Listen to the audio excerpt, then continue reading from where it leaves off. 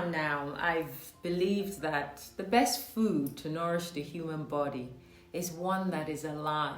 Whole foods, kissed by the sun, plucked from the trees, grown in the region closest to where you live or where you come from, given to us as a gift from Mother Nature, uprooted from the earth, straight to your table. So that it's not a fad diet. It's not something that a scientist or a nutritionist has to tell you about. It's not something that you have to ponder over, overthink it. It is simple, it is alive. And this has been a conscious lifestyle for me for a while now, for my own sake. And so I've tried to avoid the so-called foods that are refined in labs and made in factories and packed in shiny foils and wrappers. But I find that whenever I travel to places that are beyond my own kitchen, I can't really control what ends up on my table as food.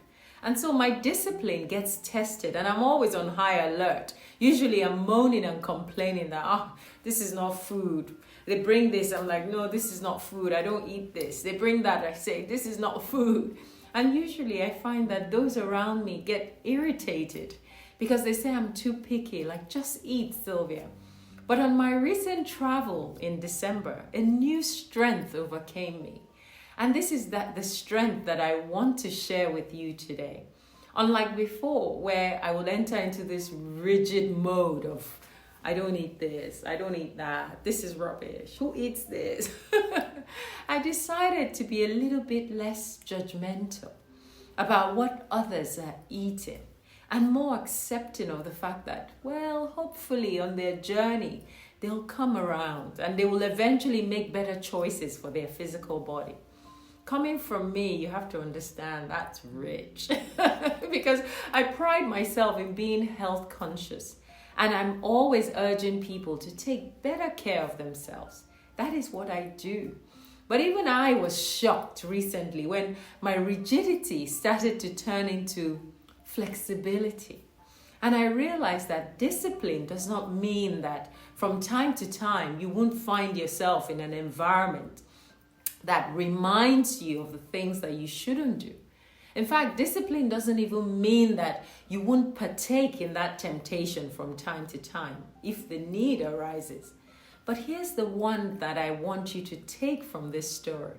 That discipline is when you do partake.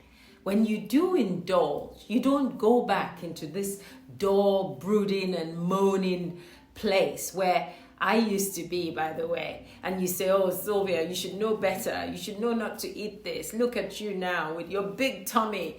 Discipline is your ability to return very quickly to that which you know to be right for you. And switching up as soon as possible to a much healthier state, without the feeling of I've fallen off the wagon and I feel so depressed and I'm very upset with myself. It's picking yourself back up with grace and saying, come on, girl, you know yourself. Let's do this, and guess what? My body, bless this vessel that I have. It adjusted very quickly the moment I switched back. And it even induced a quick detoxification process when I arrived. It was as if my body was saying to me, you this girl, you've had your fun. Come over here, let's clean you out. Like a little child that has been playing in the mud and her mom decides to give her a bath. My body decided to wash me out deliberately. I could not help but thank this amazing gift of my physical body for its intelligence and its resilience. And I promised myself that rather than be rigid about things, I will be more flexible and adaptable to the environment that I find myself, while still maintaining some level of discipline, of course, and respect for my physical body. How about you? Is there an aspect of your life that you feel you've mastered it so much that you've even become rigid about it? I can't do this. I can't do that. I don't eat this. I don't partake in that. Is it good discipline for you?